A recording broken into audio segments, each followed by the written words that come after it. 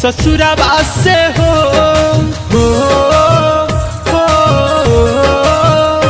जहना वही है हमार जब ससुराबा से हो हमारा मुआला के खबर बता दी हलो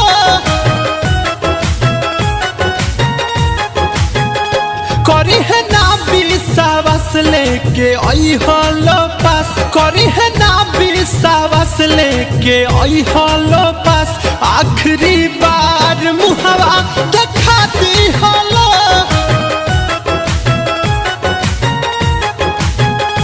जहना वही है हमार जब ससुराबा से हो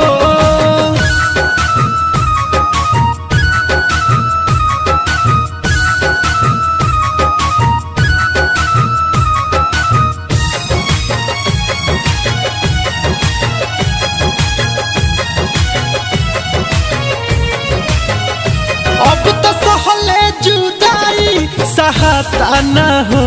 उनका बिना एक पहल रहल जाता न हो अब तो सहले जुदाई सहाता न हो उनका बिना एक पहल रहल जाता न हो सब सोचल सपनवा बिखरिए गइल जी के कहरब का कुछ बुझाता ना हो रहस हरदम खुश अपना पियावा संगे हो रहस हरदम खुश अपना पियावा संगे कह के जात बनी समझा दी हलो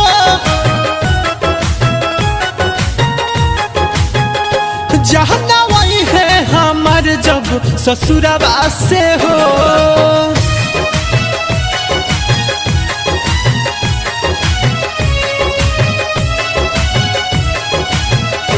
हे जमाना के डर से डर गईली हो घर के लोगवा के बतिया में पड़ गईली हो हे जमाना के डर से डर गईली हो घर के लोगवा के बतिया में पड़ गईली हो कहत रहली छोड़ब ना उम्र भर साथ तब हमारा से उ तो बिछड़ गईली हो शेषनाथ मनोज सुनो दीपक कहे हो शेषनाथ मनोज सुनो दीपक कहे अपना दिल के न पत्थर बना ली हलो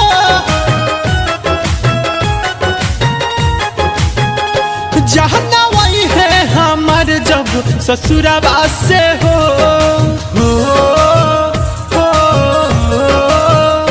जहना वही है हमार जब ससुराबा से हो हमारा मुआला के खबर बता दी हलो